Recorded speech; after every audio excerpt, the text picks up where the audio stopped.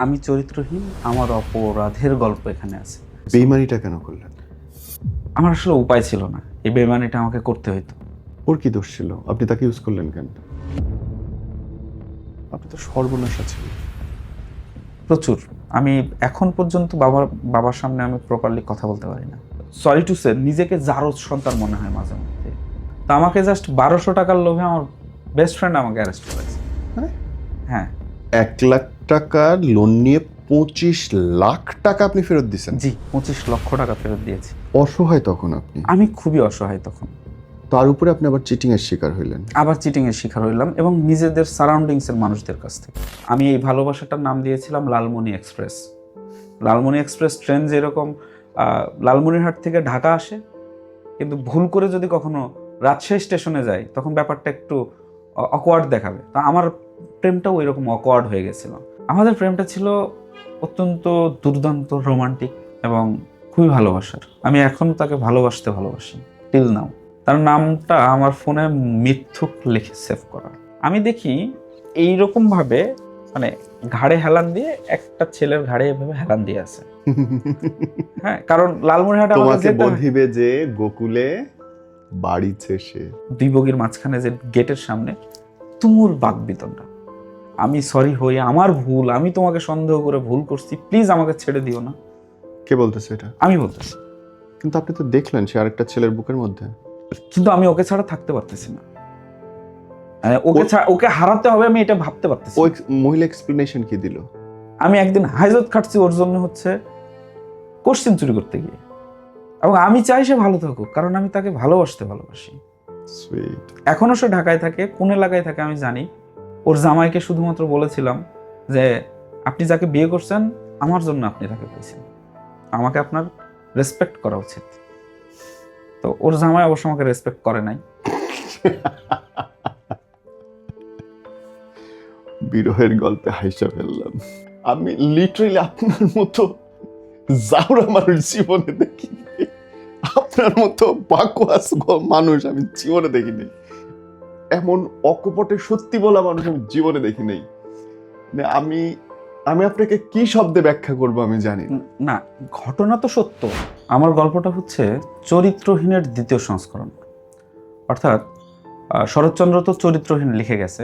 কৈশোর থেকে যৌবনে আসা পর্যন্ত তার যত অপকর্ম ছিল, তার যত ভালো লাগা ভালোবাসা, তার কাজগুলোকে নিয়ে যেই গল্পটা ছিল চরিত্রহীন, ঠিক আমার গল্পটাও ওই রকম। কৈশোর থেকে এই যৌবনে আসা পর্যন্ত যে ভালোবাসা ভালো লাগা অপকর্ম পাপ ব্যর্থতা সফলতা, এই সব কিছুকে নিয়েই আমার গল্প চরিত্রহীনের দ্বিতীয় সংস্করণ। তার মানে আপনি বলতে চাচ্ছেন চরিত্রহীনটা আপনি এবং আপনার অপরাধের গল্প বলতে চান আপনি? আমি চরিত্রহীন, আমার অপরাধের গল্প এখানে আছে। আমি কিছু বিষয় কনফেস করতে চাই। বলেন কত এবং কিসের সেটা? সেটা 2012 সাল থেকে শুরু। আমি গ্রামের ছেলে, একটু কালচারাল মাইন্ডেড ছিলাম। যেমন প্রাইমারি লেভেল থেকেই লেখালেখি করতাম, কবিতা লিখতাম, কালচারাল প্রোগ্রামগুলোতে অ্যাটেন্ড করতাম। মানে হয় না এরকম যে একটা টান তৈরি হয় যে এখানে একটা প্রোগ্রাম হচ্ছে, এখানে একটা কনসার্ট হচ্ছে, আমাকে যেতে হবে, না হলে ভালো লাগবে না। আমি ওই রকম ছিলাম। আমি স্পোর্টসের প্রতি আমার কোনো আগ্রহ ছিল না। আমি বন্ধু বান্ধবের সাথে আড্ডাও দিতাম না। আমার ভালো লাগা ভালোবাসা শুধুমাত্র কালচারাল অ্যাক্টিভিটিগুলো। তো এসএসসি পাশ করার পরে আমি রাজশাহী শহরে আসি। শহরে এসে হোস্টেলে থেকে লেখাপড়া করাকালীন সময়ে রাইটার এক কবির সাথে আমার দেখা হয়। ভদ্রলোকের নাম হাসান আবাবিল। ওনাকে আমি গুরুর মতো করে সম্মান করি, শ্রদ্ধা করি। দেন একটা কৈশোরের ছেলে, সে তো মোটিভেট হবেই, তার মধ্যে আবার নিজের মধ্যে কালচারাল ব্যাপারটা ধারণ করি। এই কবিতার প্রতি ভালো লাগা, গল্পর প্রতি ভালো লাগা, মঞ্চের প্রতি ভালো লাগা থেকে আমি পড়াশোনা থেকে অনেকখানি ডিটাচ হয়ে গেলাম। একটা ভালো রেজাল্ট করে গ্রামের কলেজ থেকে শহরের কলেজে আসলাম, কিন্তু শহরের কলেজে এসে আর সেই রেজাল্টটা ধরে রাখতে পারলাম না। ওকে। তবে আমি হচ্ছে অ্যাডমিশনের সময় একটা পরীক্ষা দিয়েছিলাম, একটা ইউনিভার্সিটিতেই পরীক্ষা দিয়েছিলাম। সেখানে ই ইউনিটে নাট্যকলা এবং চারুকলা ছিল। আমি র্যাঙ্কে আসছিলাম, কিন্তু ফ্যামিলি থেকে নাস্তিক হয়ে যাব এই ভয়ে আমাকে আসলে ওই ডিপার্টমেন্টে ভর্তি করায়নি। কিন্তু আমার যে সংস্কৃতির প্রতি যে ভালো লাগে, এটা বাবার ডোনেশন বলতে পারেন, বাবার ডিএনএ থেকেই পাওয়া। আমার বাবাও অভিনয় করতেন, গ্রামের যাত্রাপালা, মঞ্চ নাটকে অভিনয় করতেন। তো পরবর্তীতে যখন অনার্সে ইংরেজি সাহিত্যে ভর্তি হই, তখন আমার একটা রিলেশন হয়, একটা মেয়ের সাথে সম্পর্ক হয়, অনেক দূরের। মানে মেয়েটার বাড়ি হচ্ছে লালমনিরহাটে, আমার বাড়ি রাজশাহী। তো আমি এই ভালোবাসাটার নাম দিয়েছিলাম Lalmoni express. Lalmoni express train যেরকম লালমনিরহাট থেকে ঢাকা আসে, কিন্তু ভুল করে যদি কখনো রাজশাহী স্টেশনে যায়, তখন ব্যাপারটা একটু অকওয়ার্ড দেখাবে। তো আমার প্রেমটাও ওই রকম অকওয়ার্ড হয়ে গেছিল। 2014 সাল থেকে 2020 সাল পর্যন্ত আমার রিলেশন ছিল। মেয়েটা রাজশাহীতেই ছিল, রাজশাহীতে এসেছিল আর কি পড়াশোনার জন্য। সেও আমার ডিপার্টমেন্টে ইংরেজি সাহিত্যে ভর্তি হয়। তখন দর্শকরা অনেকেই কমেডি ক্লাব সম্বন্ধে ধারণা রাখতে আপনি পারে। রাজশাহী ইউনিভার্সিটির? না, আমি রাজশাহী কলেজের না, আমি আদিনা ফজলুল হক সরকারি কলেজের ছিলাম। আচ্ছা, ওকে। দেন আমি ট্রান্সফার নিয়ে আসি রাজশাহী কলেজে, ওকে। ওখান থেকে মাস্টার শেষ করা। তো কমেডি ক্লাবের একটা ব্যাপার আছে, মানে দর্শকরা অনেকেই জানবে ব্যাপারটা, যে আবু হেনা রনি মিরাক্কেল থেকে আসার পরে ওনারা একটা ক্লাব ক্রিয়েট করেছিলেন, কমেডি ক্লাব, নাম দিয়েছে মানে বুনো পায়রা তো পরে হইলো, প্রথমে হয়েছিল হচ্ছে রাজশাহী কমেডি ক্লাব। আচ্ছা। আমি, হাসান তানভীর, ইশতিয়াক রনি রাজশাহীতে যারা ছিলাম, তানিম মাহমুদ, মিনহাজ, তো এই যে অর্গানাইজ ব্যাপারটা, এইটা হচ্ছে আমি মধ্যমণি থাকতাম সবসময়। আর সাইজে একটু ছোট ছিলাম, ওনারা তো সিনিয়র পার্সন সবাই, আর আমি সবার ছোট, তো সব দায়িত্ব এসে আমার ঘাড়ে পড়তো। তো রাজশাহীতে আমরা নদীর ধারে কমেডি শো করতাম, মোর দ্যান 100+ কমেডি শো আমরা করেছি, এবং আমি নিজেও পারফর্ম করতাম। বিশেষ করে আমি অর্গানাইজ ব্যাপারটাতে থাকতাম। এবং ওই সময় ওই যে বাসা থেকে আমাকে 2000 টাকা করে মাসে দিত। এই 2000 টাকা দেওয়ার পরে আমার ওই চাচা একদিন এটা নিয়ে খোঁটা দিয়েছিল, মানে চাচা পড়াশোনা খরচ দিত। তো ভিতরে কেমন একটা হইলো যে না, এই 2000 টাকা দিয়ে আমার কিছুই হয় না, অযথা আমি কেন খোঁটা শুনবো। এর মধ্যে আবার করতেছি প্রেম, প্রতিদিন ঘুরতে গেলে রিক্সায় 50 টাকা 100 টাকা খরচ, গার্লফ্রেন্ডকে নিয়ে খাইতে গেলে খরচ, তো টাকার টানা পড়েন শুরু হইলো। তখন শুরু করলাম বিজ্ঞাপনী সংস্থা। আমার অধঃপতনটা ওই জায়গা থেকেই শুরু। উদ্যোক্তা হওয়ার জন্য খুব চেষ্টা শুরু করলাম। এর মধ্যে কিছু ফেসবুক গ্রুপ আছে, চাকরি করব না চাকরি দেব, এই গ্রুপটা হচ্ছে ভাইরাল ছিল। তো এরকম গ্রুপের এবং কাছের বড় ভাইদেরকে দেখে নিজের মধ্যে ব্যবসায়ী হওয়ার একটা অনুপ্রেরণা জাগলো। আর ডিরেকশন ব্যাপারটা তো ছিলই, হ্যাঁ, যে আমি সিনেমা বানাবো, এটা কিন্তু একদম ছোটবেলা থেকে আমার যে আমি বড় হয়ে সিনেমা বানাবো। তো আমার গার্লফ্রেন্ডের জন্য কিন্তু সিনেমার ওই ব্যাপার থেকে, মিডিয়া রিলেটেড কাজগুলো থেকে, যেভাবে অ্যাক্টিভিটি ছিল মঞ্চে, আমি থিয়েটার করতাম, সেগুলো থেকে সরে এসে নিছক একজন স্ট্রাগলার হইলাম, আর হচ্ছে গার্লফ্রেন্ডকে সময় দিতাম। শুরু হলো স্ট্রাগলিং জীবন। প্রথমে একটা প্রতিষ্ঠানে কাজ পাইলাম, 15,000 টাকার কাজ। সে কাজ করতে গিয়ে সাকসেসফুলি করার পরে ওই প্রতিষ্ঠান আমাকে 1 লক্ষ টাকার একটা কাজ দিয়েছিলাম। তো আমি ওই 1 লক্ষ টাকা অ্যারেঞ্জ করার জন্য, মানে আমার কাছে তো নাই, আমি একজনের কাছ থেকে সুদের উপরে টাকা নিয়েছিলাম সার্টিফিকেট বন্ধক রেখে। আমার তখন সম্ভবত সেকেন্ড ইয়ার ফাইনাল পরীক্ষা, আমি পরীক্ষার ফর্ম ফিল আপ না করে আমি ওই টাকা এবং হচ্ছে সার্টিফিকেট বন্ধক রেখে 1 লক্ষ টাকা সুদের উপরে নিলাম, যেটার সুদ পরবর্তী 1 বছরে আমি প্রায় 25 লক্ষ টাকা দিয়েছি আমার বাবার জমি বিক্রি করে। ওয়েট, 1 লাখ টাকা লোন নিয়ে 25 লাখ টাকা আপনি ফেরত দিয়েছেন? জি, 25 লক্ষ টাকা ফেরত দিয়েছি। মিথ্যা বলতেছেন আপনি? না, এটা মিথ্যা বলি নাই। রাজশাহীতে তখন একটা রাজনৈতিক কার্যালয়ে এই ব্যাপারটা নিয়ে বসা হয়েছিল, দেন ওইখানে এই পরিশোধটা করতে হয়। 25 লাখ টাকা 1 লাখ টাকার বিনিময়ে? জি, 25 লক্ষ টাকা 1 লক্ষ টাকার বিনিময়ে। এটা আমি দুনিয়াতে শুনি নাই, প্রথমবার শুনলাম। আমার এগ্রিমেন্টটা করেছিল ডেইলি 5,000 টাকা করে দিতে হবে, যে ইনভেস্ট করতেছে প্রতিদিন 5,000 টাকা করে দিতে হবে। তো আমার যেটা ছিল যে আমি তো 1 সপ্তাহের মধ্যে কাজটা কমপ্লিট করে দিয়ে দেবো। প্রিন্টিং রিলেটেড কাজ ছিল একটা কোচিং সেন্টারের। আমি কোচিং সেন্টারের নামটা বলতেছি না, ওনার বিজ্ঞাপন হয়ে যাবে। ওকে। এখনও রাজশাহী শহরে ওনার কোচিং সেন্টারটা স্টাবলিশ। ওকে। তো ওদের কাজ করছিলাম 1 লক্ষ টাকার প্রিন্টিং রিলেটেড কাজ। দেন এই 25 লক্ষ টাকা পরিশোধ করা হয়েছে আমার বাবার জমি বিক্রি করে।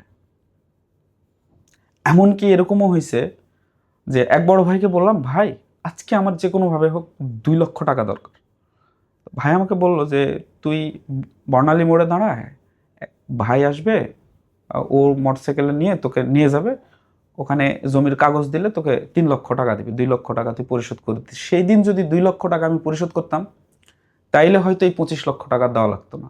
সে বড় ভাই এখন ঢাকায় থাকে, একটা মাল্টিন্যাশনাল কোম্পানির সেলস ডিপার্টমেন্টে চাকরি করেন। তো আমি বর্ণালী মোড়ে গেলাম, বাইক নিয়ে এসে দাঁড়াইলো ওই ভদ্রলোক, আমার পকেটে 5 থেকে 6 হাজার টাকা ছিল। তো বাইক নিয়ে এসে দাঁড়ানোর পরে আমাকে নিয়ে গেল হচ্ছে রাজশাহী শহর থেকে আরও দূরে কাশিয়াডাঙ্গা বলে একটা জায়গা আছে, খুবই ভিতরে, নদী মানে একটা খাল আছে, খালের পাড়ে। ওখানে নিয়ে গিয়ে বললো যে ওই যে সামনের ওই বাড়িতে ওই লোক টাকা দিবে, তুমি জমির ফটোকপি দাও, আর টাকা দিতে তো টাকা লাগবে, দাও 10,000 টাকা দাও। আমি তো বললাম যে এরকম তো কোনো কথা ছিল না, আমার কাছে অত নাইও। বলে 5,000 টাকা পুরোটাই আমাকে নিয়ে নিল। তখন রাত্রি বাজে 9টা। ওখান থেকে আমি থাকতাম তখন হেতেমখা বড় মসজিদের পাশে। আমি ওইখান থেকে হেঁটে হেঁটে হেঁটে হেঁটে আমি বড় মসজিদ আসছি, প্রায় 7 কিলোমিটারের উপরে জায়গা। আর ওই বাড়ি, ওই টাকা, ওই সে যে গেছে তো গেছে, আর আসেনি। এবং অসহায় তখন আপনি, আমি খুবই অসহায় তখন। তার উপরে আপনি আবার চিটিং এর শিকার হইলেন। আবার চিটিংয়ের শিকার হইলাম, এবং নিজেদের সারাউন্ডিংসের মানুষদের কাছ থেকে। আমার খুব ক্লোজ ঘনিষ্ঠ পার্টনার ভদ্রলোক আমাকে বললো যে ভাই চলেন আপনাকে নিয়ে যাই, বলে আমাকে নিয়ে চলে গেল হচ্ছে ঝলমলিয়া নামে একটা বাজারে। ওখানে গিয়ে আমাকে আটকে রেখে আমার বাবার কাছ থেকে দিয়ে প্রায় 40-50 হাজার টাকা নিয়ে নিল। কেন? যে আমি ওনার কাছ থেকে টাকা পাই। কারণ তখন তো আমি ঋণে জর্জরিত, যে যেদিক থেকে পাচ্ছে আমাকে অ্যাটাক করার চেষ্টা করতেছে। এটা 2016-র ঘটনা। ওই 1 লাখ টাকা কি কোচিং সেন্টার দেয়নি আপনাকে? সেই 1 লাখ টাকা কোচিং সেন্টারের কাছ থেকে তো নিয়েছিলাম, কিন্তু অনেক পরে। ওনারা বিল দিতে লেট করছে। বিল দিতে লেট করেছিল, 45 দিনও লাগে কখনো কখনো বিল দিতে। ওনারা কতদিন পরে দিছে? ওরা আমাকে বিল দিয়েছিল প্রায় ওই রকম 45 দিন পরে। এটা তো কর্পোরেট নিয়মই, যে 45 দিন কর্পোরেট পরে। নিয়ম, কিন্তু আমার সাথে চুক্তি ছিল মানে প্রোডাক্ট ডেলিভারি দিব, আমাকে টাকা দিয়ে দিবে, ইনস্ট্যান্ট দিয়ে দিবে। ইনস্ট্যান্ট দিয়ে দিবে। মানে আপনি ভাবছেন যে 7 দিনে 35,000 টাকা যাবে? হ্যাঁ, 7 দিনে 35,000 টাকা যাবে। আর হচ্ছে আপনার যখন আমি দিয়ে দিলাম, দেওয়ার পরে এই সুদটা বাড়ছে চক্রবৃদ্ধি হারে। এমনও হয়েছে আমাকে ডেকে নিয়ে যে দরগাপাড়া একটা মেসের মধ্যে আটকে রেখে পিস্তল রেখে বলছে তুই এইখানে চেকে সিগনেচার করে দে, 3 লাখ টাকা তোর কাছ থেকে পাই। এরকম আমার সাথে হয়েছে। আমি কোনোদিন কোনো কিছু প্রতিবাদ করতে পারিনি, কারণ আমার সবচেয়ে উপরে যে মানুষটা ছিল, যাকে আমি ভরসা করি, আমার বাবা, তিনি অনেক নরম সরম মানুষ ছিলেন। অথচ আমার বাবা তার 3টা ভাইকে পড়াশোনা শিখাইছে, তাদেরকে চাকরি নিয়ে দিছে। তারা এখন উচ্চপদস্থ কর্মকর্তা বিভিন্ন জায়গার। একজন একটা কর্পোরেট ব্যাংকের ভাইস প্রেসিডেন্ট হিসেবে আছেন। আরেকজন একটা ঔষধ কোম্পানির, উনি গ্রাম ছেড়ে বেরোবেন না, দ্যাটস ওয়াই ওষুধ কোম্পানির উনি এলাকাতেই হচ্ছে সেলস ডিপার্টমেন্টে আছেন। ওনার ওয়াইফ একটা কলেজের লেকচারার। তার হচ্ছে আরেকটা চাচা হচ্ছে ইসলামিক ফাউন্ডেশনের চাকরি এরা করেন। কেউ হেল্প করে না আপনাকে? না, আমাকে কেউই হেল্প করে না। পরবর্তীতে আমার বাবা তো এখান থেকে আমাকে সবকিছু ঠিকঠাক করে নিয়ে আসলো। এইটা প্রায় 2018-র শেষ দিকে। তখন এই 18 পর্যন্ত আমি এই ব্যাপারটাকে টেনে নিয়ে যাচ্ছি, টাকা পরিশোধ করতেছি, টাইম নিচ্ছি, বিভিন্নভাবে সময় নিয়ে সময়গুলোকে টেনে নিয়ে আসতেছি। 2016 শেষ থেকে 18, প্রায় 1 বছরের বেশি সময়। দেন আমি রাজশাহী শহরে ডেলিভারি সিস্টেমটা প্রথম আমি ইন্ট্রোডিউস করাইছি। হোম ডেলিভারি যে একটা বিজনেস হইতে পারে, এটা আমি প্রথম ইন্ট্রোডিউস করাইছি। আমার কোম্পানির নাম ছিল হ্যালোরাজ, এবং প্রথম দিনে আমি প্রায় 200টা কাস্টমার হ্যান্ডেল করছি। প্রথম দিনে বৃষ্টি হচ্ছিল, নিজে ডেলিভারি করে। তখন আমার পার্টনার ছিল হচ্ছে উনি এখন উনি রাজশাহীতে আছেন। তো আমার খুবই ঘনিষ্ঠ এক ভাতিজা, তাকে নিয়ে গেছিলাম, আমার কাছে রাখতাম। আমাদের দুইজনের মধ্যে সিঙ্ক থাকতো। আমরা যদি মনে করি যে এই ভদ্রলোকের কাছ থেকে ইনভেস্ট নিব, দেন আমি এনভায়রনমেন্ট ক্রিয়েট করতাম আর ও ইনভেস্ট তুলে নিয়ে আসতো।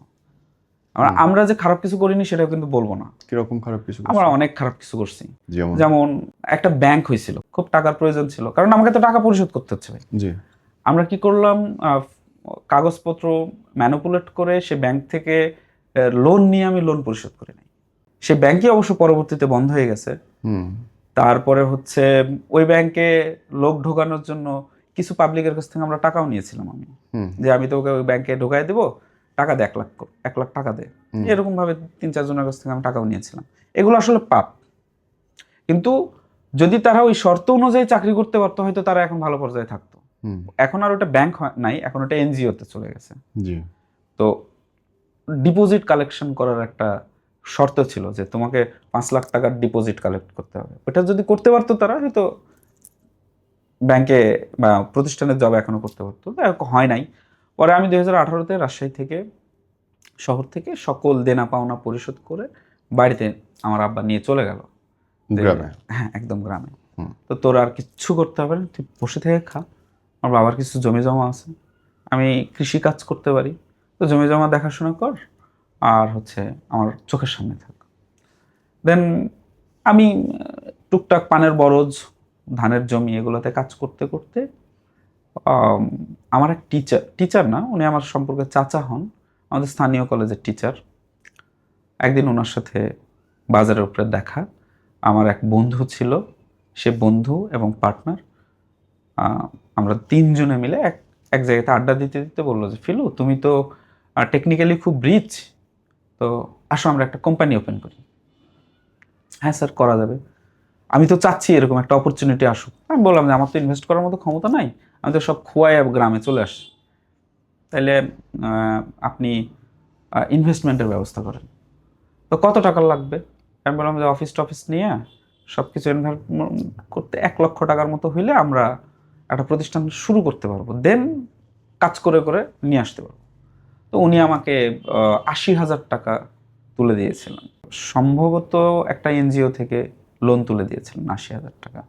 তো 80,000 টাকা এনজিও থেকে লোন তুলে দেওয়ার পরে আমার মাথার মধ্যে ঢুকলো যে গ্রাম পর্যায়ে যদি আইটি বিজনেস করতে যাই, তাহলে প্রথম দরকার ইন্টারনেট নিয়ে আসতে হবে। আমাদের স্থানীয় চেয়ারম্যান ছিলেন যিনি ওই সময়, ওনার সাথে আমি গিয়ে বসলাম। ওনার সাথে আমার আগে থেকে পূর্ব ভালো সম্পর্ক ছিল, যে স্যার আমি এরকম বিজনেস করতে চাই, আমাদের গ্রামে আপনার হেল্প লাগবে। কি হেল্প? এই ইন্টারনেট লাগবে আমার। তো আপনাদের ইউনিয়ন পরিষদ থেকে ইন্টারনেট নেওয়ার প্রসেসিং আছে, আমি ওই ব্যাপারটা দেখতে পারবো, আপনি আমাকে ইন্টারনেট দেন, অ্যাক্সেস দেন। তো উনি আমাকে অ্যাক্সেস দিলেন, উনি আমাকে একটা ইনভেস্টমেন্টও করেছিলেন, করে আমরা একটা কোম্পানি ওপেন করলাম, লিমিটেড, জয়েন্ট স্টক লিমিটেড করে 2018 সালের শেষ দিকে। কোম্পানিটা ওপেন করে প্রথম কি করলাম, আমরা ইন্টারনেটটা আমাদের অফিস পর্যন্ত নিয়ে আসলাম, ফার্স্ট ইউজার আমি। গ্রামে 2018 সালে ব্রডব্যান্ড ওয়াইফাই, এটা কল্পনা করা মানে কোনোভাবেই পসিবল না, কিন্তু আমি নিয়ে গেছি ফার্স্ট। দেন আমরা কি করলাম, জিএসএম টেকনোলজি ইউজ করে ঢাকা থেকে স্ক্র্যাচ কার্ড তৈরি করে বিভিন্ন জায়গাতে রিপিটার বসায় আমরা ওয়াইফাই জোন ক্রিয়েট করলাম। এর মধ্যেই যে একটা ইনফ্রাস্ট্রাকচার ডেভেলপ করতেছি, আমার ইনভেস্টর ছিলেন এক উপজেলা পরিষদের চেয়ারম্যান রানিং ওই সময়, এবং একটা ইউনিয়ন পরিষদের চেয়ারম্যান রানিং ওই সময়। 200 কিলোমিটার অপটিক্যাল ফাইবার এবং হচ্ছে 3টা সার্ভার স্টেশন, এইগুলো করতে প্রায় 1.5 কোটি টাকার মতো খরচ। 200 কিলোমিটার? জি, 200 কিলোমিটার, একদম রাজশাহী সিটি কর্পোরেশন থেকে শুরু করে এইদিকে হচ্ছে নলডাঙ্গা পর্যন্ত। 200 কিলোমিটার তার টানতে হয়েছে? জি, 200 কিলোমিটার 4 কোরের ফাইবার, অপটিক্যাল ফাইবার। মাই গড! ঢাকা থেকে তখন আমাকে একজন সিঙ্গার খুব সাপোর্ট দিতেন। হ্যাঁ, 200 কিলোমিটার তার টানতে? জি, 200 কিলোমিটার তার টানতে। খরচ তো এখানে নাই? হ্যাঁ, এখানে প্রায় 95 লক্ষ টাকা শেষ। গোয়ালকান্দি ইউনিয়ন পরিষদের পাশে, বাগমারার গোয়ালকান্দি ইউনিয়ন পরিষদের পাশে একটা রুম ভাড়া নিয়ে আমরা ফার্স্ট সার্ভার স্টেশন করি। সেকেন্ডারি সার্ভার স্টেশন করি হচ্ছে আমাদের গ্রামের বাজার, মোহনগঞ্জ বাজারে মোহাম্মদ আলী মার্কেটের দোতলায়, ওইখানে আমরা 2টা সার্ভার স্টেশন করছিলাম। 1 নম্বর সার্ভার স্টেশনটা হচ্ছে আমাদের বাজারে প্রায় 2000+ শপ আছে, দোকান। এই 2000+ দোকানকে আমরা হচ্ছে মনিটরিং সেবা দিব। দ্যাট মিনস নাইট গার্ড চুরি হওয়ার ভয় আমরা সিসি ক্যামেরা লাগিয়ে পুরো এলাকাতে ডিজিটালি মনিটরিং করব। এবং ফার্স্ট আমরা সফটওয়্যার মেক করি ডিজিটাল ইউনিয়ন পরিষদ ম্যানেজমেন্ট সিস্টেম, এবং হচ্ছে বাংলা নাম্বার প্লেট পড়ার মতো প্রথম সফটওয়্যারটা আমরা তৈরি করছিলাম। সিসিটিভি ক্যামেরায় গাড়ির বাংলা নাম্বার প্লেট পড়তে পারবে এরকম একটা সফটওয়্যার বানিয়েছিলাম আমরা।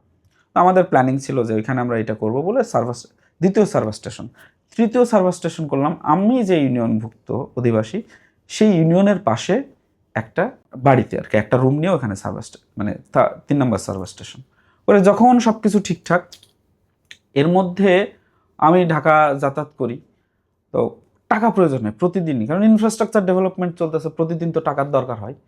আমার বন্ধু আমাকে টাকার হেল্প করতো, এই যে টাকা, ওদের আবার বিকাশের দোকান ছিল, ও কি করতো, ওকে বললে যে দোস্ত টাকা লাগবে রে, তুই আজকে 20,000 টাকা একটু ব্যবস্থা কর, তো বিকাশ থেকে দে, 1 দিন বা 2 দিন পরে দিয়ে দিবনি। তখন ও বলে যে 1 দিন পরে 2 দিন পরে না, 1 সপ্তাহ পরে দিস, 20,000 টাকা আমি নিয়ে দেবো একজনের কাছ থেকে, লাভের উপরে তুই 10,000 টাকা পরিশোধ করবি। 20,000 টাকা 30,000 টাকা? জি, 30,000 টাকায়। কি কাণ্ড এসব! সে কিন্তু আমার বিজনেস পার্টনার। আরে বাপরে, তারপর? দেন ও টাকা নিয়ে এসে দিত। ওই ছেলেটা সিএনজি চালাইতো, যাকে মাঝখানে রাখছিল, ওর টাকা কিন্তু ওর মাঝখানে একজনকে রাখছে, রেখে আমাকে এসে টাকা দিত। যে টাকা দিত সে হচ্ছে সিএনজি চালক, আমি আবার তাকে পরিশোধ করতাম 30,000, 20,000 টাকা নিয়ে 30,000 টাকা দিতাম। এই টাকাগুলো যোগান দিতে হচ্ছে আমার ওই যে ইউনিয়ন পরিষদের যে চেয়ারম্যান তিনি, উনি অনেক আশা নিয়ে আমার সাথে আসছিলেন। আমরা ব্যাসিসের সদস্যপদ পূরণ করলাম, আমরা সদস্য হয়েও যেতাম। তখন ঢাকা থেকে লোকজন গিয়ে আমাদের এলাকার রেকি করে আসছে, ঢাকার একটা স্বনামধন্য কোম্পানি আমাদেরকে টেক সাপোর্ট দিচ্ছিল তখন। সম্পূর্ণটা কিন্তু আমার মাথার প্ল্যানিং। জি।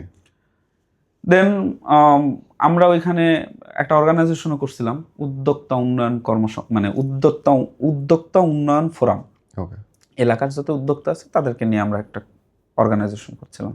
আমি কোনো পলিটিক্যাল না, আমি সম্পূর্ণটা হচ্ছে রিসার্চ এবং ডেভেলপমেন্ট নিয়ে ব্যস্ত থাকি, এরকম মানুষ।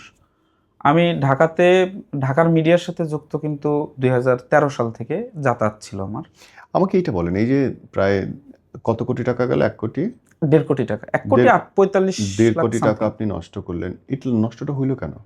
এই আসতেছি লাস্টে আমার এলাকায় ধরেন এরকম সুদের উপরে টাকা বিভিন্ন জায়গাতে নিতে নিতে আমার এলাকায় অনেকগুলো টাকা আবার লোন আমার ঘাড়ের উপরে এসে পড়লো। কারণ কোম্পানির এমডি আমাকে করা হয়েছে, লোন এসে আমার ঘাড়ের উপরে পড়ছে। উনি তো চেয়ারম্যান, ওনাকে তো কেউ রিচ করতে পারবে না। আর আমার এই বন্ধু এ কিন্তু হচ্ছে কোম্পানির ডাইরেক্টর, জাস্ট এ কিন্তু রেসপন্সিবিলিটি নাই, রেসপন্সিবিলিটি আমাকে দিছে। আমি যখন পুরো ইনফ্রাস্ট্রাকচার ডেভেলপ করে ফেললাম, ইন দ্য মিন টাইম অন্য একটা কোম্পানি আমার এলাকায় অপারেশন স্টার্ট করে দিল। তারা এত ইনভেস্ট করতে করলো? তারা ইনভেস্ট করে নাই, আমার এলাকায়। এবং আমরা বিভিন্ন জায়গায় ফ্রাঞ্চাইজি সেট করছিলাম। এই ফ্রাঞ্চাইজি গুলাকে ম্যানুপুলেট করলো কেউ একজন, কে করছে আই ডোন্ট নো। আমার 4টা ফ্রাঞ্চাইজি এসে আমার নামে মামলা করে দিল। আমি এলাকায় পুলিশের ভয়ে থাকতে পারলাম না। ওয়ারেন্টভুক্ত আসামি 4টা ওয়ারেন্ট একসাথে আসলে তো জামিন নেওয়া এবং হচ্ছে সবকিছু, জামিন নেওয়া থেকে মুক্ত থাকা, এটা তো আমার জন্য অনেক বড় টাফ। 4টা মামলা আমার ঘাড়ের উপরে। দেন আমি এইখানে কিছু পাপ করছিলাম। কিরকম? তো আমার ওই সময় আমার এক বান্ধবী ছিল, আমি ওর কাছে অনেক ক্ষমা চাই, জানি না ক্ষমা করবে কিনা। ওই মেয়েটার সাথে আমি যৌথ নামে একটা লোন করি 2টা এনজিও থেকে। লোন করে আমার পারিবারিক রিলেটেড যেই লেনদেনগুলো ছিল, ওই লেনদেনগুলোকে দিয়ে আমি ঢাকায় মুভ করি, আর পালিয়ে চলে আসি একদম। আর লোনের টাকা ওই মেয়েটার লোনের টাকা পরেও আমাকে অনেকবার ট্রাই করছে রিচ করার, কিন্তু আমি তো সম্পূর্ণ মানে কন্ট্রাক্টই চেঞ্জ করে ফেলছি সব। বেইমানিটা কেন করলেন? আমার আসলে উপায় ছিল না, এই বেইমানিটা আমাকে করতে হইতো। ওর কি দোষ ছিল? আপনি তাকে ইউজ করলেন কেন? না, ওর কোনো দোষ ছিল না, আমার ইচ্ছাও ছিল না এরকম কিছু হোক। আমি চেয়েছিলাম যে সবকিছু যদি ঠিক থাকতো পরিশোধ কিন্তু আমিই করতাম। কিন্তু ওই একটা মাস আমার লাইফের পুরা গতিপথ চেঞ্জ করে দিছে। 1.5 কোটি টাকার দেনা আমার ঘাড়ের উপরে, যেই টাকা 2টা পলিটিক্যাল পার্সনের, যারা আমাকে হন্যে হয়ে খুঁজছে। আমার ঘাড়ের উপরে 4টা মামলা। আমার আসলে সেকেন্ড কোনো কিছু ভাবার সময় ছিল, প্রথমে তো আমাকে বাঁচতে হবে। আমি যদি না বাঁচি তাহলে আমি কি কোনো কিছু পরিশোধ করতে পারবো? তো ওই সময় যেটা যেভাবে ছিল আমি সেভাবে রেখেই আমি এলাকা ত্যাগ করি, এবং এলাকা ত্যাগ করছি। আর কোম্পানিটা ওইভাবেই জিনিসপত্র কিছু কিছু বিক্রি করা হয়েছে। আমার পার্টনাররা বিক্রি করেছেন, যারা ডাইরেক্টর ছিলেন কোম্পানির। দুইটা সার্ভার স্টেশনে প্রায় 30-35 লাখ টাকার জিনিস ছিল, মাইক্রোটিক ছিল, তারপর রিপিটার ছিল অনেক, তারপরে হচ্ছে আপনার সার্ভার বক্স যেটা থাকে সেটা ছিল, সার্ভার র্যাক না, সার্ভার বক্স। হ্যাঁ, ওইখানে সিসিটিভি ফুটেজের সার্ভারগুলো আমরা রাখতাম, ইনপুট দিয়ে রাখতাম। আমরা ওই সময় একটা অনলাইন টেলিভিশনও করছিলাম, ছোট্ট স্টুডিও করছিলাম। কারণ তার মানে 1.5 কোটি টাকা থেকে উঠাইতে পারছে কত টাকা? না, ওরা 1.5 কোটি টাকা উঠাইতে পারে না, কয় টাকা উঠছে? ওরা 20 লাখ টাকার মতো তুলতে পারছে। ইস, এবং আমার কিন্তু ওনাদের সাথে সম্পর্ক যোগাযোগ বন্ধ ছিল মাঝখানে কিছুদিন, 1-1.5 বছর। তারপরে কিন্তু সম্পর্ক এখন পর্যন্ত সুন্দর আছে। তো ওনারা আবার পার্ট বাই পার্ট আমার লাইফে আবার আসে, সেটাও বলছি। আমার গ্রাম থেকে বের হওয়াটা হচ্ছে, আমি মাছের গাড়িতে হিল দিতে দিতে আসছি। হিল দেওয়া দ্যাট মিনস হচ্ছে মাছের গাড়িতে তো পানি থাকে, পানিতে ঢেউ দিতে হয়, ঢেউ না দিলে মাছগুলো মারা যায়। আমি একটা গামছা পরে, স্যান্ডো গেঞ্জি পরে, মোবাইল টোবাইল তো সব ফালায় দিছি, দিয়ে আমি ওই হিল দিতে দিতে ঢাকাতে আসছি। পালায় ঢাকাতে আসার পরে আমাকে সম্ভবত 1800 টাকা ওরা পারিশ্রমিক দিয়েছিলেন, জাস্ট 1800 টাকা। এই 1800 টাকা দিয়ে যাত্রাবাড়ি থেকে আমি বসিলা ব্রিজ পর্যন্ত আসছিলাম। এবং আমি সম্ভবত 400 কি 500 টাকা দিয়ে একটা বাটন মোবাইল কিনছিলাম। আমি যেহেতু গভর্নমেন্ট কলেজে পড়াশোনা করছি, তখন আমার অনার্স শেষ, মাস্টার্স ভর্তি হই নাই, অনার্সটা শেষ হয়েছে কেবল। আমার বন্ধু বান্ধব ঢাকা বিশ্ববিদ্যালয়ে পড়ে, ঢাকা কলেজে পড়ে, জাহাঙ্গীরনগর জগন্নাথে পড়ে। আমার কিন্তু সব হাই প্রোফাইল, এখন অনেক বন্ধু বান্ধব এখন ভালো ভালো জায়গাতে আছে। আমি সবাইরে ফোন দিছি, দোস্ত আমি তো ঢাকায় আসছি, আমার একটা দিন থাকতে দিবি, একটা থাকা লাগবে। না দোস্ত, আমার বাসায় গেস্ট আসছে। মিনিমাম 50টা ফ্রেন্ড ছিল, 50 জনের বাসাতেই থাকার জন্য ট্রাই করছি, এবং 50 জনের বাসাতেই সেদিন গেস্ট ছিল। ওরা কি জানতো যে আপনি এই অবস্থায় আছেন? হ্যাঁ, ওরা অনেকেই জানতো। তারপরে ভয় পাইছে ওরা? ভয় পাইছে, কিংবা দায়িত্ব নিতে অপারগ ছিল, ঘাড়ে উঠে যাবে এরকম ভয় ছিল। তো তবে একটা ফ্রেন্ড আমাকে খুব হেল্প করছে। আমার বন্ধুটার নাম হচ্ছে রকি, সে জাহাঙ্গীরনগর ইউনিভার্সিটির অর্থনীতি বিভাগে পড়ে। তখন সে মাস্টার্সের স্টুডেন্ট, সম্ভব, হ্যাঁ মাস্টার্সের। তো লাস্ট ফোনটা আমি ওরে দিলাম, আমার অ্যাড্রেস নেওয়ার পরে বললো যে চলে আয় জাহাঙ্গীরনগরে। আমি তো চিনি না, আমি কিন্তু ঢাকায় ওই সময়ও নতুন। আমি তারপর আপনি মগবাজার, ওইখানটায় থাকলেন? হ্যাঁ আমার মগবাজার, আমার আপনি আমাকে এইটা বলেন, তারপরে সুদ আপনি কোনো টাকাই করতে পারছিলেন? ওই 25 লক্ষ টাকা ছাড়া জমি বিক্রি করে যেটা আমার বাবা দিছে, বাকি কোনো টাকা আমি পরিশোধ করতে পারিনি।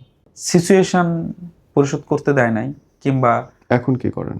এখন আমি আবার নিজেকে গুছিয়ে নিয়েছি, এখন একটা প্রতিষ্ঠান রান করতেছি রাইটিক্স নামে। আমরা কন্টেন্ট ম্যানেজমেন্ট নিয়ে কাজ করি। এছাড়াও অ্যাক্টিং করছি, নিয়মিত অভিনয় করতেছি। লাস্ট 2টা নাটকের কাজ শেষ করলাম। আর হচ্ছে FMCG related, fast moving consumer goods, consumer products নিয়ে কাজ করি।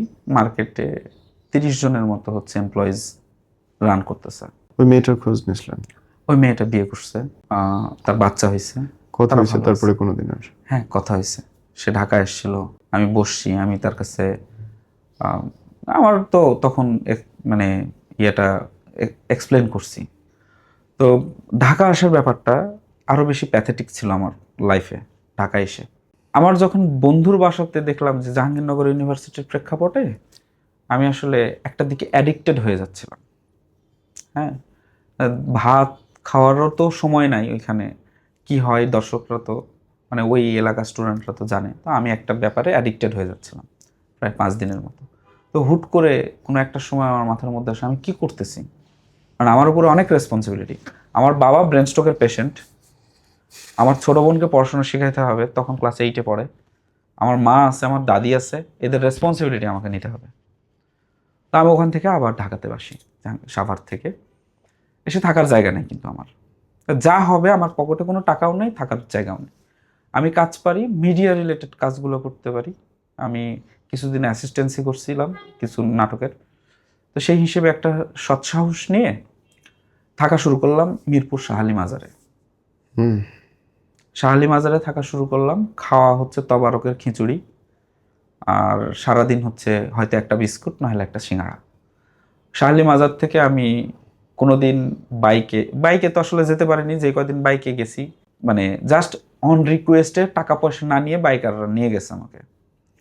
আর ম্যাক্সিমাম দিন হচ্ছে হেঁটে না হলে বাসে মগবাজার রামপুরা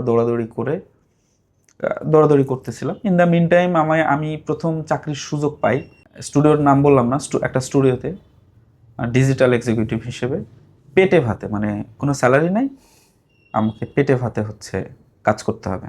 1 মাস মিরপুর শাহালি মাজারে থাকতাম।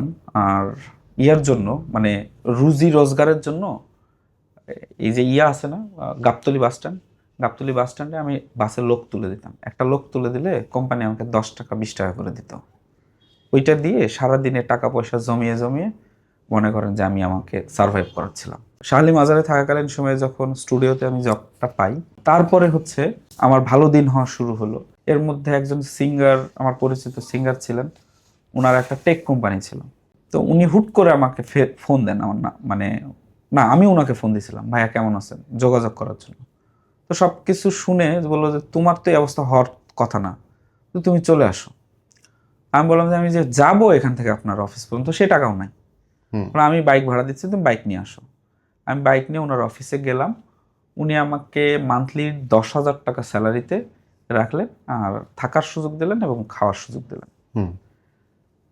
ওইখানে চাকরি করাকালীন সময়ে আমি একটা রেডিও স্টেশনে চাকরির সুযোগ পাই। ওইখানে প্রযোজক হিসেবে চাকরি করে অনুষ্ঠান নির্মাণ করতাম। ওনারা ম্যাক্সিমাম ক্ষেত্রে NGO related program, community related program করতেন। তো ঢাকার একটা রেডিও, ওই রেডিও থেকে একজন প্রডিউসারের ক্রিয়েটিভ ডিরেক্টর হিসেবে চাকরির সুযোগ পাই। তো ওইখানে চাকরি করাকালীন সময়ে আমি অ্যারেস্ট হই। কিসের জন্য? এই যে 4টা মামলা। অ্যারেস্ট হওয়ারও একটা মজার ঘটনা আছে। তো আমাকে জাস্ট 1200 টাকার লোভে আমার বেস্ট ফ্রেন্ড আমাকে অ্যারেস্ট করাইছে। হ্যাঁ, আমি এলাকায় যাব, দীর্ঘ 5 বছর পরে আমি এলাকায় যাব। ওই ফ্রেন্ডের সাথে আমার একটা কথাবার্তা চলতেছিল যে ও আর আমি অনলাইন বেজ একটা ই-কমার্স প্ল্যাটফর্ম বা সামথিং কোনো কিছু একটা তৈরি করব।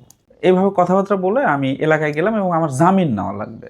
মানে আমার তো মামলার ওয়ারেন্ট হয়ে গেছে, আবার হাজিরা দিচ্ছিলাম, তো জামিন নিতে হবে। জামিন নিব এবং হচ্ছে ওর সাথে দেখা করবো, এটা প্ল্যানিং। সকালবেলা আমি ভোর 4টার দিকে নামলাম। তো নেমে আমি সচরাচর রেস্ট করার জন্য 200-300 টাকার যে হোটেলগুলো থাকে ওখানে উঠে একটু রেস্ট করে কোর্টে গিয়ে হাজিরা দিয়ে আবার চলে আসি। সেদিন আবার খুব ইচ্ছা হলো, ঈদের পর তো বাবা মাকে দেখার খুব ইচ্ছা হলো। তো আমি কাউকে না জানিয়ে আমি সিএনজি উঠলাম আমার গ্রামের। সিএনজিতে উঠে গ্রামে গেলাম। আম্মা তো দেখে তো কান্নাকাটি অবস্থা, এতদিন পরে ছেলে বাসায় আসছে। আমার জন্য একটু গরুর মাংস রান্না করছিল, আমি খাইলাম। খাওয়া দাওয়া করে 6:30টার দিকে আমি আবার বের হয়ে গেছি, যেন মানে অন্ধকার থাকতে থাকতে আমি বের হয়ে আসতে পারি, যেন কোনোভাবে কেউ ট্রেস করতে না পারে। তো দেখলাম ওই ফ্রেন্ড আমার বাসার সামনে আসলো। আমি বললাম যে দোস্ত তাহলে চল, তুই ওর আসায় যাবে, আমিও যাবো শহরে, একসাথে যাই। তো এই আমাদের গ্রামের বাজারে আসতেই আমি বললাম যে আমার থানা এরিয়াটা পার হয়ে অন্য থানার এরিয়াতে ঢুকে একটু দাঁড়াস একটা দোকানে, গরুর মাংস দিয়ে ভাত খেয়ে আসছি, একটা সিগারেট খাবো। এ বলে আমরা পার হয়ে গিয়ে অন্য থানার মধ্যে গেছি, মানে আমার তো দুর্গাপুর থানা, আমি বাগমারা থানায় এরিয়াতে ঢুকছি, তার মানে আমি সেফ। এবার কি করছে, সে আমাকে নিয়ে চলে গেছে আমার থানার মধ্যেই আরেকটা জায়গার নাম হচ্ছে পকেটখালিতে বসলাম, বসে একটা সিগারেট নিয়ে সিগারেট জ্বালাইছি। এরকম সময় 2টা লোক এসে পাশে বসলো। আমি ওইরকমভাবে, এই সকালবেলা তো আর পুলিশ টুলিশ আসবে না, সিভিল ড্রেসে ছিল। কার সাথে যেন ফোনে কথা বলে আমাকে বলতেছে, এই আপনার নাম কি? তো আমি সচরাচর ওই সময় আমার নাম বলতাম FH মিল্টন, না আমার নাম তো ফিলিপস হোসাইন মিল্টন, তো আমি সংক্ষেপে বলতাম FH মিল্টন। তো উনি ফোন বের করে দেখাচ্ছে, এটা আপনি না? হ্যাঁ, হ্যান্ডকাপ লাগান। জাস্ট আমার হাতে হ্যান্ডকাপ। আমার ওখানে বসা কিন্তু 10 মিনিটও হয় নাই। আমি যে যাব, এলাকায় যে যাব এবং ওইখানে যে নিয়ে যাওয়া হবে, এগুলো সব কিন্তু প্রি প্ল্যান্ড ছিল, আমি জানতাম না। অথচ আমি যদি কোনোভাবে কোর্টে যাইতে পারতাম না, আমি অ্যারেস্ট হইতে পারি না, মানে অ্যারেস্টার হওয়া লাগে না। তারপরেও আমাকে 24 ঘন্টা আমাকে থানায় রাখছিল। মানে কোর্ট শুরু হয়তো 10টায়, আমি কিন্তু 7টার মধ্যে অ্যারেস্ট। সচরাচর ওই দিনে আমাকে কোর্টে তুলে জেলে দেওয়ার কথা, যেহেতু ওয়ারেন্ট ছিল। তো আমাকে জেলে না দিয়ে কোর্টে না তুলে সারাদিন আমাকে থানা হাজতে রাখছে। কেন? এখানে একটা ওই যে দালাল চক্র আছে না, মানে যারা অ্যারেস্ট করাইছে তারা হচ্ছে কিছু টাকা পয়সা নিয়ে আমাকে আবার বের করে নিয়ে আসার একটা পরিকল্পনা ছিল। ওদের জিম্মায় নিয়ে যাবে? হ্যাঁ হ্যাঁ, ওরা নিয়ে আসবে আর কি, ওদের জিম্মাই না, মানে আমার আব্বার ফ্যামিলির কাছ থেকে কিছু অর্থ নিয়ে আমাকে আর কি বের করে নিয়ে আসবে। এবং তাতে কি হলো, যে ওদের পাওয়ার আছে, ফিলিয়াপসকে বের করে নিয়ে আসলাম থানা থেকে, হ্যাঁ, কিছু টাকা পয়সা খাওয়া হবে। আমার ফ্যামিলি মানে আমার বাবা এমন একটা অবস্থা, ওই দিন যদি 50,000 টাকা ম্যানেজ করতে পারতো তাহলে হয়তো আমাকে জেলে যাওয়া লাগতো না। কেন ম্যানেজ করবে? আপনি কি দিয়েছেন আব্বারে? না, কিন্তু পরবর্তীতে 75,000 টাকা দিয়ে কিন্তু আমাকে আবার বের করে নিয়ে আসতে হয়েছে। হইলো, কিন্তু প্রথম লাইনটাতে আপনি বাপের কাছে সাহায্য আমি কি বাবাকে কিছুই দিতে পারিনি, টিল নাও। আপনার জন্য কেন করবে? তো আমার বাবা ট্রাই করছে জেলের সামনে বসে, মানে হাইজতের সামনে বসে। আমার বাবা আমাকে প্রচন্ড ভালোবাসে, প্রচন্ড। কোনো কারণ দেখি নেই ভালোবাসার এখন পর্যন্ত। কিন্তু কেন জানি না ভালোবাসে। আপনি তো সর্বনাশা ছেলে। প্রচুর। আমি এখন পর্যন্ত বাবার সামনে আমি প্রপারলি কথা বলতে পারি না। মানুষ একবার ভুল করে, দুবার ভুল করে। আপনি এখন পর্যন্ত যা যা বললেন প্রত্যেকটা জিনিস আপনার ধ্বংসাত্মক। প্রত্যেকটা জিনিসই ধ্বংসাত্মক। আপনার আশেপাশে যারা এসে সবাই পুড়ে গেছে, আপনি নিজে হাতে পুড়াইছেন, আগুন ধরে দিছেন আপনি তাদের। একদম মানে আমার প্ল্যানিং এক্সিকিউট করার জন্য একটা মানুষ নির্দ্বিধায় 50 লাখ টাকা বের করে দিতে পারে।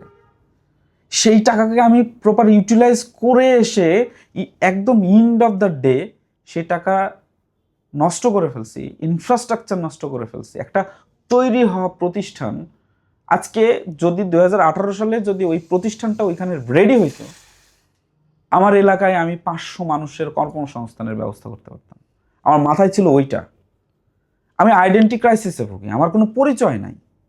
নিজেকে সরি টু সে নিজেকে জারদ সন্তান মনে হয় মাঝে মধ্যে, যে আমার পরিচয় কি। আমি ইজাহারের বেটা এতটুকুই। ফিলিয়াপস, আমার দাদা এই নামটা আমাকে শক করে রেখেছিলেন। Mohammad Philips Hossain, unique and modern একটা নেম। আমার দাদা আমাকে শিক্ষা দিয়েছেন, কিন্তু সেই শিক্ষার প্রপার বাস্তবায়ন আমি কোনোভাবে করতে পারিনি, কোনোভাবেই না। শুধু ব্যর্থতা, ব্যর্থতার ব্যর্থতা। মোটিভেটেড হয়েছি মানুষের দ্বারা, মোটিভেটেড হয়ে। আসলে দোষটা কারে দেবো? আমি তো স্ট্রং মানুষ না। স্ট্রং হইলে মোটিভেটেড হইতাম না, তো হয়ে গেছি।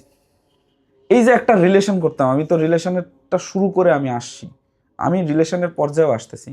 3 মাস জেল থেকে বের হয়ে আসার পরে আমি কিন্তু একদম স্টফে পিওরলি গ্রামে থাকবো এরকম একটা পরিকল্পনা। আমি আর ঢাকায় আসবো না। মিডিয়াতে তখন একজন নামী প্রডিউসারের ক্রিয়েটিভ ডিরেক্টর, বাংলাদেশের বাঘা বাঘা ডিরেক্টরদের ক্রিয়েটিভ ডিরেক্টর হিসেবে কাজ করছি। আমি 10-15টা সিনেমার হচ্ছে মার্কেটিং ডিরেক্টর হিসেবে কাজ করছি। একজন সিঙ্গারের টোটাল গান 3টা বছর আমি মেনটেন করছি। আমি কোয়ালিটি কিন্তু ডেভেলপ করে নিয়ে এসেছিলাম। তারপরে আমি ওটা ছেড়ে দেওয়ার পরিকল্পনা নিয়েছি, যে আমি আমার বাবা মার সাথে থাকবো, বাকিটা জীবন ভালো থাকবো। আমার আরেক বন্ধু আমাকে অফার করলো, যে দোস্ত চল। আরে গ্রামে থাকলে তো আসলে আমি তো গ্রামের পরিবেশে বড় হয় নাই। ঢাকার প্রেক্ষাপট আর গ্রামের প্রেক্ষাপট কিন্তু আলাদা। নিজেকে কুকুরের মতো মনে হতো। যারা আমার আশেপাশে আসার যোগ্য না, আমি ইংরেজি সাহিত্যে পড়াশোনা শেষ করছি, আমি এমফিলের জন্য তখন প্রিপারেশন নিচ্ছিলাম। যারা আমার আশেপাশে আসার যোগ্য না, তারা আমাকে অর্ডার দেয়, ফিলিয়াপস যা মুড়ি নিয়ে আইতো, ফিলিয়াপস 2টা ব্যানসন নিয়ে আইতো। কারণ আমার বাবা তো তখন হচ্ছে খুবই খারাপ অবস্থায়। তো আমার ওই বন্ধু আমাকে 20,000 টাকা দিয়ে বললো চল ঢাকা চল। এবার ঢাকায় এসে ওই 20,000 টাকা দিয়েই আমি আবার বিজনেস স্টার্ট করলাম। কারণ আমি চাকরি করব না আর, মানে চাকরি আমার দ্বারা হয় না, হচ্ছে না, এরকম একটা এরকম একটা মেন্টাল মাইন্ডসেট করে ফেলছি। আপনি প্রেমের গল্পে আসেন, প্রেমটা কি হইল? আমাদের প্রেমটা ছিল অত্যন্ত দুর্দান্ত, রোমান্টিক এবং খুবই ভালোবাসার। আমি এখন তাকে ভালোবাসি টিল নাও। তার নামটা আমার ফোনে মিথ্যুক লিখে সেভ করা। কেন? আমার কাছে মিথ্যা বলেছে তাই। কি মিথ্যা বলেছে? এই যে এত কিছু টাকার সংস্থান করা বা টাকার প্রয়োজন একটা মানুষকে ভালো রাখতে গিয়ে, কিন্তু আমি আমার ফ্যামিলিকে ভালো রাখার জন্য এই টাকার পিছনে দৌড়ানো শুরু করছিলাম না। সে মিথ্যা কি? হ্যাঁ, আসতেছি ওই মিথ্যাই। মেয়েটাকে 2015 সালে আমি রাজশাহী মহিলা কলেজে ভর্তি করাইলাম। সে রাজশাহীতে থাকে, আমিও রাজশাহীতে থাকি। আমাদের প্রেমটা না একটা খুবই রোমান্টিক একটা প্রেম সৃষ্টি হয়ে গেছে। দুইজনে সারা বিকেল ঘুরে বেড়াই, সারা রাত কথা বলি, আহ, একসাথে শপিং করি, একসাথে খাওয়া দাওয়া করি। একটা অফিস করছিলাম ওই সময়, তখনও সে আমার অফিসে। আমি প্রচণ্ড পরিমাণে লয়াল ছিলাম। 2020 সালে এসে আমার রিলেশনটা ব্রেকআপ হয়।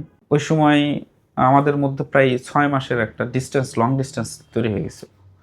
যে ও লালমনিরহাটে থাকতেছে, ওর পড়াশোনা অনার্স শেষ করে লালমনিরহাটে গেছে, আর আমি হচ্ছে তখন ঢাকায়।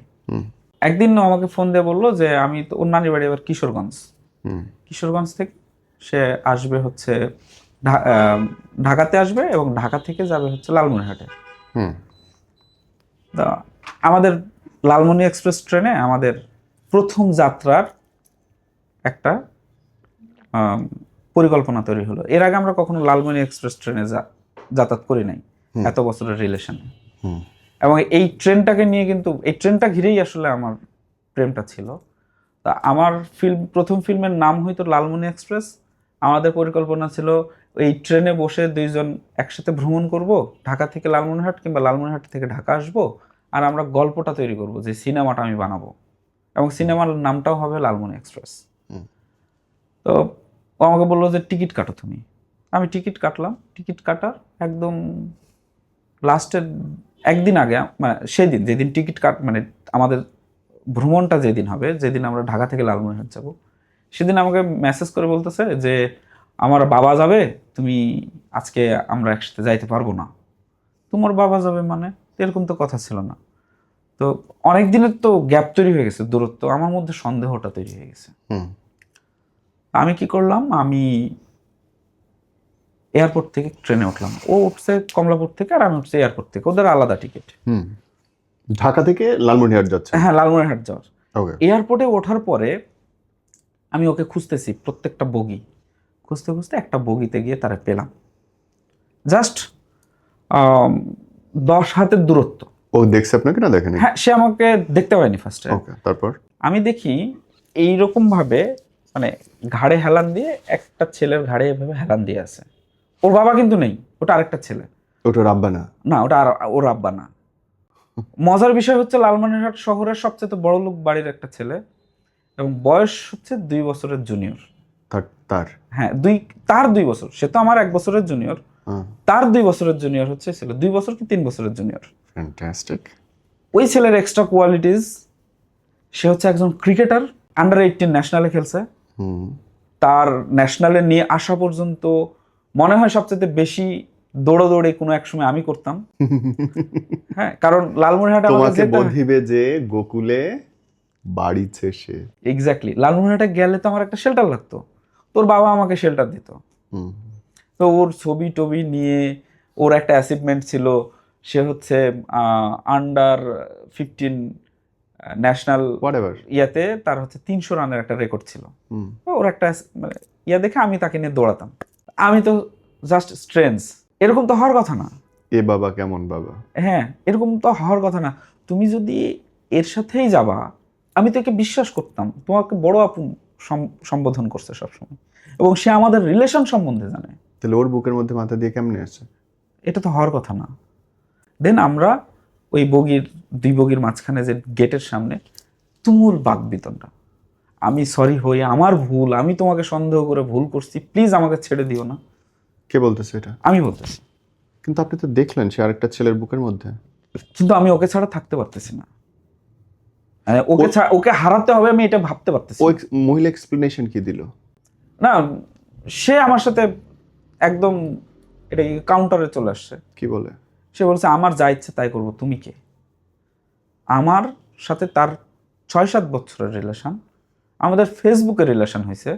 দেন আমরা একসাথে একই শহরে 4-5টা বছর কাটাইলাম, যার অনার্স ফার্স্ট ইয়ার থেকে অনার্স ফাইনাল ইয়ার পর্যন্ত আমি একদিন হাইজত খাটছি ওর জন্য, হচ্ছে কোশ্চেন চুরি করতে গিয়ে। সেকেন্ড ইয়ার পরীক্ষায় ওর পড়াশোনা হয় নাই, মানে তাকে হচ্ছে প্রশ্ন ম্যানেজ করে দিতে হবে। এই প্রশ্ন নিতে গিয়ে আমি হচ্ছে পুলিশের হাতে ধরা পড়ি। দেন আমাকে বোয়ালিয়া থানায় এক রাত কাটাতে হয়। পরদিন আমি একটা কলেজে গেস্ট লেকচারার হিসেবে কাজ করতাম, চাকরি করতাম ওই সময়, মানে পড়াইতাম বাচ্চাদের। তো ওই কলেজের প্রিন্সিপাল গিয়ে আমাকে ছাড়াই নিয়ে এসছে। কি লজ্জার। এই মেয়েটার জন্য আমি এমন কিছু নেই যে সেটা করি নাই। একটা রেস্টুরেন্টের শুধু খেতে খেতে, রাজশাহী শহরে একটা রেস্টুরেন্টে খেতে খেতে ওকে খাওয়াইতে, ওর মেসের বান্ধবীদেরকে খাওয়াইতে খাওয়াইতে মেস, মানে ওই রেস্টুরেন্ট মালিক বলতেছে, ভাই আপনি আমাদের পার্টনার হয়ে যান। এরকম সম্পর্ক তৈরি হয়ে গেছিল। আমার টাকা লাগতো না। রেস্টুরেন্টে গেলে আমি যতজন মানুষকে নিয়ে যাই না কেন, ওই রেস্টুরেন্টে আমার কোনো টাকাই নেয় না। মানে আমার টাকা না থাকলে আমি খেয়ে চলে আসতে পারি। Chinese Chinese restaurant. তো তো যুক্তি কি দিল যে কেন আপনাকে সে ছাড়বে? আমার কোনো ফিউচার নাই। কথা তো সত্যি বলছে সে। আমার কোনো ফিউচার নাই। ফার্স্ট কথা, সে আমার চাইতে 1 ইঞ্চি লম্বা। তার মা আমাকে বলেছিল, বাবা আমি কালো ছেলের সাথে বিয়ে দিব না। আরো 6 মাস আগে সেটা, কালো ছেলের সাথে বিয়ে দিব না। হ্যাঁ, ওর মা তো আর বিয়ে করবে না। আমি এই কথা বলেছিলাম ওর মাকে। বিয়ে তো করবে আপনার মেয়ে তো আমার সাথে ঘুরে। আমি এর চেয়ে তো বাজেভাবে ওর মাকে বলেছিলাম। কি বলছিলেন? আমাকে বলতেছে ভদ্রমহিলা যে, বাবা আমি সমাজ তো মেনে নিবে না, আমার মেয়ে সুন্দর আর তুমি হচ্ছে কালো, সমাজ তো মেনে নিবে না, আমি কালো ছেলের সাথে বিয়ে দিব না। আমি বলছিলাম যে, আন্টি আপনি যেই ভদ্রলোকের সাথে আজ এত বছর জীবন কাটালেন, তিনি কিন্তু আমার চাইতে আরো বেশি কালো, এবং তিনি একটা বাড়ির কেয়ারটেকার, আর আমি আর কিছু না হোক আমি একটা ভবিষ্যৎ তৈরি করতে পারবো। এবার স্ট্রাগল করতে করতে কোনো না কোনো সময় এসে আমার কিছু একটা হবে, এই বিশ্বাস আমার আছে। রেসিস্ট। তারপর দেন তখন থেকে আসলে মানে মানে আর কি লজিক দিছিল সে এই দিনটাই? হ্যাঁ, তাহলে এই 7-8 বছর তুই প্রেম করলি কেন? তুই এত এই কথা আমি বলেছি। তখন ওর সাথে 4-5 জন ছেলে ছিল। নাটোরে যখন ওই যে ঈশ্বরদী থেকে ট্রেনটা উত্তরবঙ্গের দিকে মুভ করে, ওই স্টেশনে যখন স্লো করছে, তখন রাত্রি 3টা বাজে। আমাকে জাস্ট এইভাবে ধাক্কা মারছে ট্রেন থেকে। আমি ট্রেন থেকে পড়ে গেলাম। আপনার গার্লফ্রেন্ড? আমার গার্লফ্রেন্ড ধাক্কা মারছে। আপনাকে ধাক্কা মারলেন? হ্যাঁ, আমি এইভাবে পড়ে গেছি ট্রেন থেকে? হ্যাঁ। দেন আমার তো এই যে এই কাতার ডাক্তার, জি দেখা যাচ্ছে। হ্যাঁ, এটা ওই দিন। তাও আমি আসলে মানে আমি তো কুল ছাড়া তখন, মানে আমার এমন একটা অবস্থা, কারণ আমি লয়াল থাকছি একটা মেয়ের জন্য। আমার লাইফে ও ছাড়া আর কোনো নারী নাই, ওকে ছাড়া আমি ভাবতেই পারতেছি না। কিন্তু সে তো আরেকজনের বুকের মধ্যে অলরেডি, যার ফিউচার আসছে। পরবর্তীতে ওই ছেলের সাথেও তার রিলেশনটা টিকে নাই। টেকার কথাও না। ওর হচ্ছে ওই ছেলেটার হচ্ছে আপনার আরেকটা গার্লফ্রেন্ড পাওয়া গেছে, এবং সে যে আমাকে ঠকাইছে এইটা তার কাছে বড় বিষয় না। বড় বিষয় তাকে সে ঠকাইছে, এবং ওই সময় আমি অনেক তাকে হেল্প করছি, মেন্টাল সাপোর্ট দিচ্ছি, এবং আমি একটা ব্যাংকে তাকে চাকরি নিয়ে দিয়েছিলাম আমার ইনফ্লুয়েন্স কাজে লাগে। সুইট। এবং আমি চাই সে ভালো থাকুক, কারণ আমি তাকে ভালোবাসি। সুইট। এখনো সে ঢাকায় থাকে, কোন এলাকায় থাকে আমি জানি। বিয়ে করছে, ওর জামাইকে শুধুমাত্র বলেছিলাম যে, আপনি যাকে বিয়ে করছেন আমার জন্য আপনি তাকে পাইছেন, আমাকে আপনার রেসপেক্ট করা উচিত। তো ওর জামাই অবশ্য আমাকে রেসপেক্ট করে নাই। বিরহের গল্পে হাইসা ফেললাম। না, এটা সত্য কথা, ওর জামাই আমাকে রেসপেক্ট করে নাই। কথা না, লাইথানের কথা তো আপনারে। কিন্তু ভাই গার্লফ্রেন্ডের কথা কর। তো জানোয়ার আছেন আপনি, কিন্তু একটা হেভি জানোয়ার আপনি, তিতা জানোয়ার। আমি রিভেঞ্জ নিয়েছি। কি রিভেঞ্জ? আমি এমন একটা কিছু করেছি, মানে আমি যেই কষ্টটা পেয়েছি 2020 সালের ওই সময়, ওই ট্রেনে আমি ওখান থেকে লালমনিরহাট গিয়েছিলাম। লালমনিরহাট গিয়ে লালমনিরহাট থাকা শুরু করছিলাম। ওকে।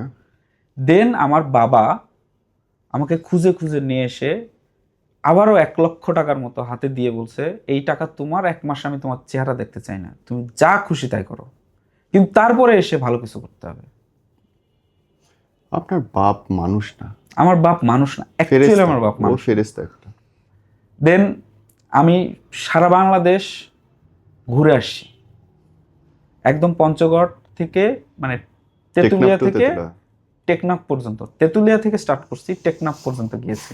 প্রত্যেকটা জেলায় 1 ঘন্টা হলেও থাকছি। You lucky. এবং আমার বাবা আমাকে যে পরিমাণ সাপোর্ট দিছে আমাকে স্টেবল থাকার জন্য, আমার তো ব্রেন স্ট্রোক করে মারা যাওয়ার কথা। ট্রু। আপনার আগে আপনার বাপের মরার কথা। আমার বাবার স্বপ্ন কিন্তু খুব বেশি ছিল না। আমার বাবার স্বপ্ন ছিল একটা মোটরসাইকেল। আমি দিতে পারি নাই। ও যে টাকা আপনার পিছনে ওয়েস্ট করছে, 20টা মোটরসাইকেল কিনতে পারতো। আমার বাবার একটা মোটরসাইকেলের ইচ্ছা, সেই টাকা মানে সেই মোটরসাইকেল আমি দিতে পারি নাই এখন পর্যন্ত। আমি আমার বাবার কাছে মাপ চাইবো কিভাবে ভাই? কি প্রতিশোধ নিছিলেন?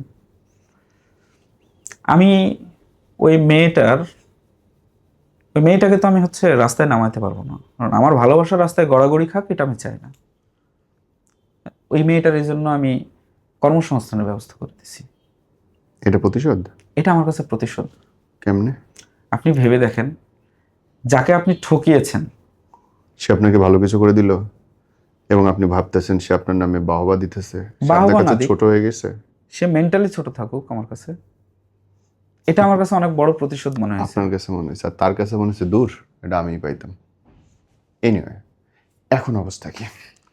আমি পরবর্তীতে 2024 সালে লাস্টে, অর্থাৎ সরকার পরিবর্তন হওয়ার পরে, আমি আবারও ধোঁকা খাই আরেকজন মানুষের কাছে।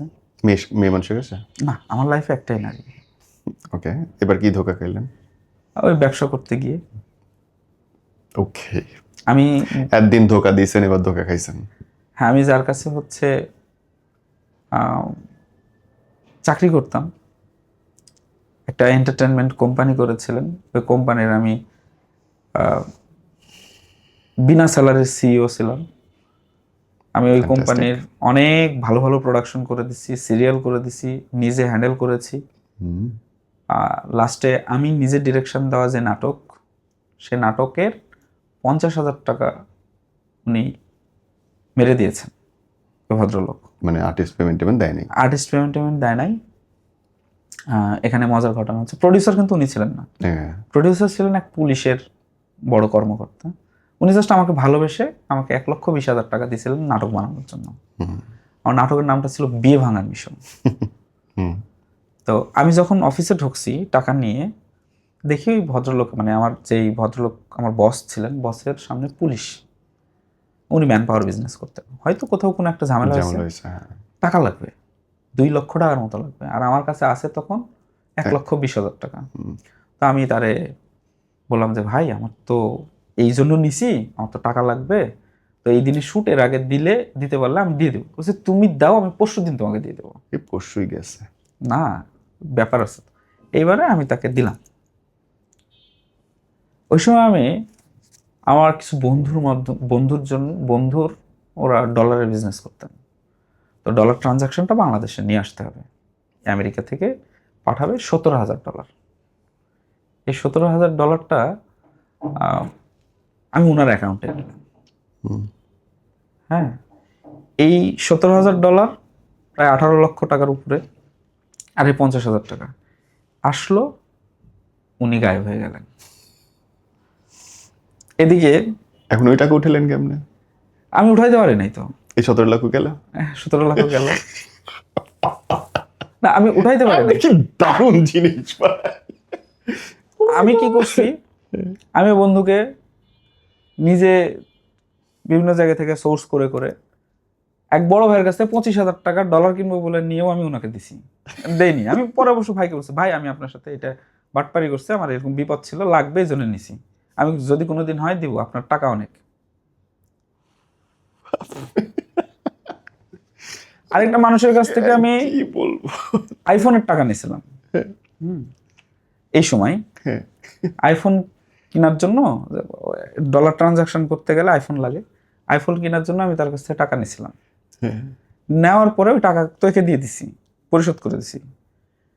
ওই লোকটা আমাকে ধরছে, কই ব্যবসা তো হচ্ছে না। আমি ব্যবসা হবে কিভাবে ভাই, আপনি 2 নাম্বার ব্যবসাতে আমাকে কাজে লাগাচ্ছেন, ডলারের ব্যবসা তো 2 নাম্বার, এটা তো স্ক্যাম। আপনি আমাকে স্ক্যাম করানোর চেষ্টা করতেছেন, আমি স্ক্যাম করবো না তো। আর আমার দরকার ছিল, আমি টাকা নিয়ে টাকা দিয়ে দিছি। কারণ আপনি যদি আমাকে মেরাও ফেলেন, আমার করার কিছু নেই। উনি কিন্তু হেডামালা লোক, কিন্তু আমি তারা এটা বুঝাই দিলাম যে আমি তো নিডি, আমার তো কিছু নাই, চালচুলো কিছু নাই, জেল খাটা মানুষ আর কি করবে। দিয়ে ওই ভদ্রলোকের এই 70-80 হাজার টাকা যেটা ছিল, ওই টাকাটা আমি লিটারেলি আপনার মতো জাউরা মানুষ জীবনে দেখিনি, আপনার মতো বাকওয়াস মানুষ আমি জীবনে দেখিনি। এমন অকপটে সত্যি বলা মানুষ আমি জীবনে দেখি নাই। মানে আমি আমি আপনাকে কি শব্দে ব্যাখ্যা করব আমি জানি না। না, ঘটনা তো সত্য। আবার কয় ঘটনা। আল্লাহ, এর আমি মধ্যে আরো লাভ অনেক উইথ ইউ অনেক ম্যান। কিছু আছে। আমি আমি যেটা যেটা স্ক্যাম ভালোবাসি। করছি, আমার বলতে তো দোষ নাই। আমি কার মানে আমি পাপী, আপনি আসলেই পাপি, আপনি খারাপ। আমি খারাপ মানুষ, আমি পাপী মানুষ, ও আমি মা। সর্বোচ্চ লেভেলের চিটার, সর্বোচ্চ লেভেলের বাটপার, নিজেকে দোষ দিই। দ্যাটস আমি আয়নার সামনে দাঁড়াইতে পারি যেন ভবিষ্যতে আমার দ্বারা এরকম কিছু না হয়। আমি বিপদে পড়ে করছি। শেষ করেন, শেষে কি বলবেন? শেষের বিষয়টা হচ্ছে যে আপনার লাইফ থেকে যদি কেউ শেখে, কি শিখতে পারে ভাই? আমার লাইফটা তো পুরোটাই শিক্ষালয়। আমি তো ব্যর্থ মানুষ। এই যে 9-10-এর বাচ্চারা এখন এন্টারপ্রেনিউর হওয়ার জন্য দৌড়াচ্ছে, সঠিক। সাকসেসফুল মানুষদেরকে উদাহরণ হিসেবে টেনে নিয়ে আসতেছে, হুম। ওই সাকসেসফুল মানুষদের পেছনের ব্যর্থতার গল্প কিন্তু কেউ জানে না। কেউ জানে না তো। ট্রু। এবং ওই ব্যর্থতার গল্প জানে না বলেই কিন্তু প্রপার অ্যানালাইসিস কিন্তু এই এন্টারপ্রেনিউর যারা হওয়ার জন্য দৌড়াচ্ছে তারা পায় না। রাইট। দ্যাটস ওয়াই কি হয়, টাকা নষ্ট হয়, সময় নষ্ট হয়, পড়াশোনার নষ্ট হয়, মোটিভেশন নষ্ট হয়। ট্রু, একদম সঠিক। আমি কেন এখানে আসছি? আমি আসছি শুধুমাত্র ওই ওদেরকে সাবধান করার জন্য। সফলতার গল্প শুনে লাভ দিও না। সফলতার গল্প শুনে লাভ দেও না। আমি লাভ দিয়েছি, আজকে আমার এই অবস্থা। আমি ঘুরে দাঁড়াতে পারছি কারণ আমার মধ্যে খারাপ ভালোর সংমিশ্রণ ছিল। আমি আমি যেমন প্রয়োজনে খারাপটাও করতে পারছি, প্রয়োজনে ভালোটাও করতে পারছি। ইনশাআল্লাহ। আমি চাই বাকি জীবনটা ভালো থাকতে। এবং আমার জীবনের লক্ষ্য কি জানেন? একটাই, আমি আমার গ্রামে যাব, গাড়ি থেকে নেমে একটা মানে তৃপ্তির একটা নিঃশ্বাস ফেলবো। আমিন। আল্লাহ আপনার কবুল করুন। এছাড়া আমার আর জীবনে কিছু নেই। খুব বড় টাকা না, আপনার 2 কোটি টাকা প্লাস মাইনাস। না, এই টাকাও দিতে হবে না আমাকে, কিন্তু মানুষগুলো যেন আমাকে ভালো মানুষ হিসেবে জানে। আমি যখন কাউকে ব্যবসায় ইনভেস্ট, যে ভদ্রলোক আমাকে করেছে, সে তো ব্যবসায় ইনভেস্ট করছে, সে তো রিয়েলিটিটা দেখেছে। হ্যাঁ। দ্যাটস ওয়াই তার তো এক্সপেকটেশন নাই। হ্যাঁ, তার এক্সপেকটেশন এইটা কি, যে তাদের কখনো কোনো খারাপ মোমেন্টে আমি যেন তাকে হেল্প করি। আমি করেছি। ওকে। ওনারা কি টাকার জন্য চাপ দিয়েছে বা? কখনোই না। ও দ্যাটস নাইস। তার মানে ওনাদের সাথে সম্পর্ক আপনার ঠিক হয়ে গেছে। আমার প্রত্যেকটা ইনভেস্টরের সাথে আমার সম্পর্ক ভালো। তার মানে আপনার মুখে হেভি মধু। না, মুখে মধুর ব্যাপার না, আমি রিয়েলিটিটা দেখাইতে পারি, অকপটে সত্য কথা বলতে পারি। এটা আপনি পারেন। আমি অনেস্টলি আপনাকে আমি হেট করব না লাভ করব, এই ডিসিশন আমার। আপনার সাথে 2 ঘন্টা শুট করতেছি, এখন এসে আমার মনে হইতেছে যে yes, I should love you man. আপনি একটা জিনিস ব্যাপারটা বোঝেন, আমার ফ্যামিলির সাথে আমার কোনো কমিউনিকেশন নাই। ও মাই গড। শুধুমাত্র আমি আমার বোনের সাথে, মানে আমার বোন তো আমার তো কলিজার টুকরা। আমার বোন পড়াশোনা করতেছে, তার প্রতি যে আমার দায়িত্ব সেটা পালন করতেছি। আমি আমার বাবা মায়ের প্রতি যে দায়িত্ব সেটা পালন করতে পারতেছি। আমি আমার গ্রামে যাইতে পারি না। আমার চাচারা এত ভালো ভালো পজিশনে আছে, আমি একসাথে কখনো গেট টুগেদার করতে পারি না। আমার জীবনে কোনো নারী নাই। আমার 22তম বিয়ে ভাঙছে গত সপ্তাহে। হ্যাঁ, লিটারালি। হ্যাঁ, 22তম বিয়ে ভাঙছে। আমাকে নিয়ে বড় বড় মানুষ ফেসবুকে পোস্ট করছে। কি নিয়ে? আমি একজন খারাপ মানুষ। 22তম বিয়ে ভাঙছে, মানে বিয়ে হইতে গিয়ে হয় নাই? বিয়ে হইতে, এই বিয়েটা হয়ে যাবে আমার, কারণ আমার মায়ের বোনের মেয়ে, মানে আমার খালার মেয়ে। আমি কি এরকম কোনো চান্স পাইতে পারবো যে আপনার 1 থেকে 22 এই পুরো বিয়ের গল্পগুলো হ্যাঁ, আমি আলাদা আরেকদিন শুট করব? আপনাকে আমি এটা নিয়ে সেকেন্ড এপিসোড জাস্ট মাস্ট করব। একটা কথা বলি। হ্যাঁ, শেষ করবেন 1 মিনিটে। আমি কথা দিচ্ছি, এই 22 বিয়ের গল্প আমি একদিন শুট করব ফর শিওর। আচ্ছা, আমি 1 মিনিটে, আমি 2 মিনিটে শেষ করব। ওকে। প্রথমটা হচ্ছে, না, বিয়ের গল্প আজকে করবেন না। আচ্ছা বিয়ের গল্প না, বর্তমানে আমি যেটা করতেছি, জি।